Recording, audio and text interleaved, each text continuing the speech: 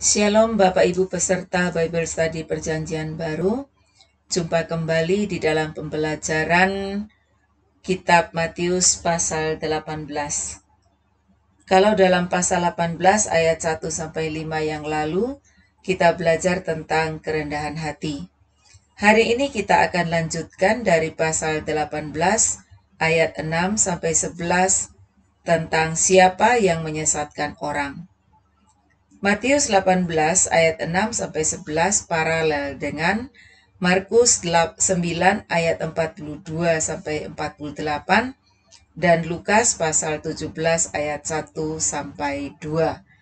Saya harap Bapak Ibu dapat membaca Injil Matius 18 ayat 6-11 dan paralelnya supaya mendapatkan cerita yang lengkap. Ayat 6 berkata, "Tetapi barang siapa menyesatkan salah satu dari anak-anak kecil ini yang percaya kepadaku, lebih baik baginya jika sebuah batu kilangan diikatkan pada lehernya, lalu ia ditenggelamkan ke dalam laut." Mari kita mulai melihat ayat 6 ini. Betapa mengerikan hukuman yang diberikan kepada orang yang menyesatkan orang lain. Arti kata menyesatkan di sini adalah membuat orang lain tersesat atau berdosa. Bagaimana caranya menyesatkan orang lain? Bisa dengan cara mengajarkan langsung hal-hal yang keliru atau yang salah, atau bisa juga melalui keteladanan atau contoh hidup yang dilihat orang lain dan mereka meniru untuk melakukannya.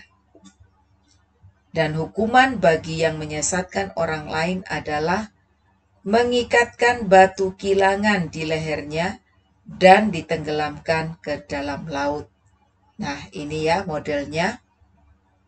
Batu kilangan yang diikatkan pada leher orang yang berbuat salah dan dilemparkan ke dalam laut atau dibuang ke dalam laut. Betapa mengerikan ya. Konon cerita tentang menghukum orang dengan batu kilangan telah dimulai pada kebudayaan Syria dan Yunani kuno. Hukuman itu diperuntukkan bagi orang-orang yang punya kesalahan besar. Kesalahan besar berarti hukumannya berat. Batu kilangan itu adalah batu yang digunakan orang pada masa itu untuk mengolah biji-bijian menjadi tepung, ataupun bisa digunakan untuk memeras minyak zaitun. Di setiap rumah pasti ada batu kilangan, minimal yang digunakan untuk mengolah biji-bijian menjadi tepung. Batu kilangan jenis ini dipakai oleh kaum perempuan. Jenisnya kecil, tapi ada juga batu kilangan yang besar yang penggunaannya harus menggunakan tenaga hewan, biasanya keledai atau lembu. Nah, ini ya modelnya, model batu kilangan. Yang sebelah kiri itu adalah batu kilangan rumahan, ya, yang dipakai oleh ibu-ibu untuk menggiling biji-bijian jadi tepung. Sedangkan yang di sebelah kanan itu batu kilangan yang lebih besar yang digunakan atau penggunaannya menggunakan tenaga hewan. Ya, biasanya menggunakan tenaga keledai atau lembu. Nah, kembali ke topik kita. Konteks di atas, sekalipun Yesus menggunakan kata salah satu dari anak-anak kecil ini yang percaya kepadaku, bukan berarti hanya anak kecil yang bisa disesatkan. Tapi hal ini bersifat umum. Artinya, siapapun kita yang menyesatkan orang lain, hukumannya berat. Karena akibat penyesatan yang kita lakukan, nyawa orang lain melayang ke neraka. Karena itu penting bagi kita untuk memiliki kehidupan yang benar. Alkitab adalah kebenaran firman Allah. Jadi standar kebenaran kita adalah Alkitab. Melalui ayat ini, pelajaran yang kita pelajari adalah yang pertama, betapa beratnya hukuman bagi orang yang menyesatkan orang lain. Dan yang kedua, jangan pernah menyesatkan siapapun, termasuk anak kecil sekalipun. Bicara tentang anak kecil, penting ya bagi orang tua untuk mengajarkan kebenaran dan juga memberikan keteladanan hidup. Orang tua atau siapapun kita yang sudah dewasa, yang sudah percaya kepada Tuhan Yesus, berkewajiban untuk menghidupi dan mengajarkan kebenaran. Selanjutnya di dalam Matius 18 ayat 7 dikatakan, celakalah dunia dengan segala penyesatannya. Memang penyesatan harus ada, tetapi celakalah orang yang mengadakannya. Kita bandingkan dengan Lukas 17 ayat 1. Yesus berkata kepada murid-muridnya, tidak mungkin tidak akan ada penyesatan, tetapi celakalah orang yang mengadakannya. Tuhan Yesus berkata bahwa harus ada penyesatan. Dalam Lukas dikatakan tidak mungkin tidak akan ada penyesatan. Mengapa? Kita perlu ingat bahwa kejatuhan manusia pertama di Taman Eden merupakan awal penyesatan. Setan telah menyesatkan manusia dan akibatnya manusia sesat. Dan manusia yang sesat memiliki kecenderungan untuk hidup di dalam kesesatan. Jadi tidak mungkin tidak ada penyesatan. Dari perkataan itu bukan berarti orang yang sesat dan yang menyesatkan itu dibiarkan begitu saja. Segala sesuatu itu harus dipertanggungjawabkan. Karena itu Tuhan Yesus pun mengatakan, celakalah orang yang mengadakannya.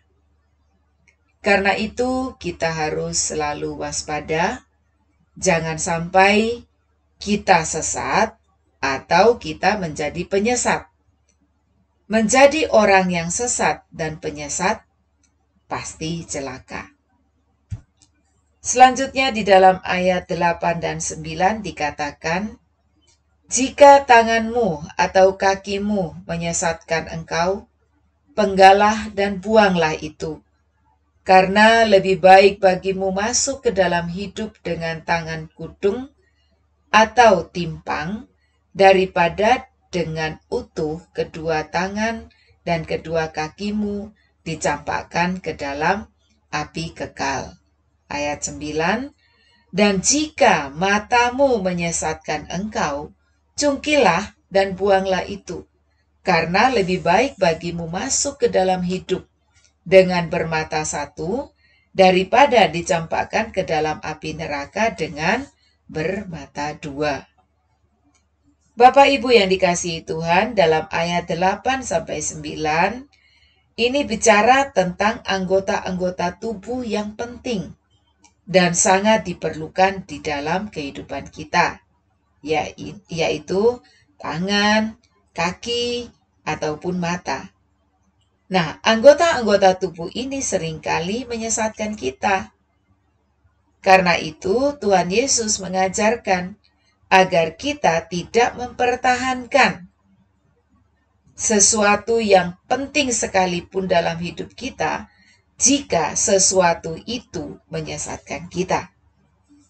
Kita harus rela melepaskannya atau membuangnya. Dikatakan, lebih baik kita kehilangan bagian-bagian tubuh yang menyesatkan daripada kita punya anggota tubuh yang lengkap tapi dicampakkan ke dalam api neraka. Nah, kalau dalam ayat 6 dan 7 di atas, tadi kan bicara agar kita tidak menyesatkan orang lain. Maka di dalam ayat 8 dan 9 ini bicara agar kita tidak menyesatkan atau mencelakakan diri kita sendiri. Di sini saya melihat bagaimana Tuhan Yesus menghendaki setiap kita yang percaya kepadanya bisa menjadi pribadi yang sanggup menjaga keselamatan orang lain dan juga keselamatan diri sendiri. Seringkali terjadi, kita sangat konsen untuk keselamatan orang lain, tapi diri kita sendiri tidak diperhatikan. Atau bisa juga sebaliknya, kita terlalu memperhatikan keselamatan diri kita sendiri, dan kita mengabaikan keselamatan orang lain. Jadi, yang sebenarnya adalah kita harus konsentrasi pada kedua-duanya, yakni menjaga keselamatan orang lain dan juga menjaga keselamatan diri sendiri. Di dalam ayat 10 dan 11 dikatakan, "Ingatlah, jangan menganggap rendah seorang dari anak-anak kecil ini, karena aku berkata kepadamu, ada malaikat mereka di sorga yang selalu memandang wajah Bapakku yang di sorga." Ayat 11, "Karena anak manusia datang untuk menyelamatkan yang hilang." Ayat ini masih berhubungan dengan ayat 1-5 yang telah kita pelajari minggu lalu, yakni berbicara tentang hidup yang rendah hati. Jika kita mengejar hidup menjadi yang utama, istilah di dalam ayat 1-5 di atas itu yang terbesar, maka kita akan menjadi orang yang sombong. Dan orang sombong itu selalu merendahkan orang lain. Orang sombong selalu merasa diri yang terbaik, terbesar, terpandai, dan seterusnya. Orang semacam ini tidak punya yang namanya sikap untuk mengutamakan orang lain. Orang sombong itu selalu melihat kepada keunggulan diri sendiri. Nah, kembali di dalam ayat 10, Tuhan Yesus mengingatkan untuk tidak merendahkan seorang anak kecil. Anak kecil itu berharga di mata Tuhan. Bahkan dikatakan ada malaikat mereka di sorga yang memandang wajah Bapa.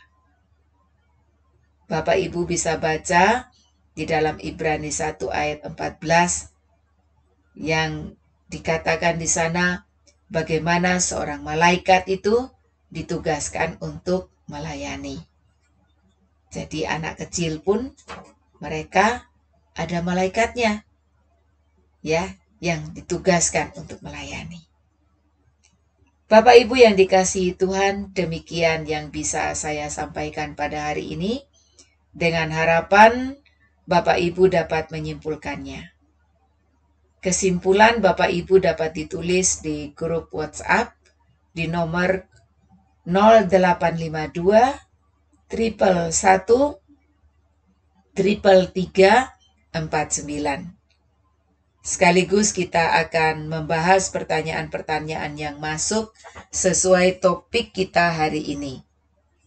Akhir kata saya ucapkan selamat belajar, selamat bertumbuh, sampai jumpa di pukul 19.00 atau pukul 7 malam. Tuhan Yesus memberkati.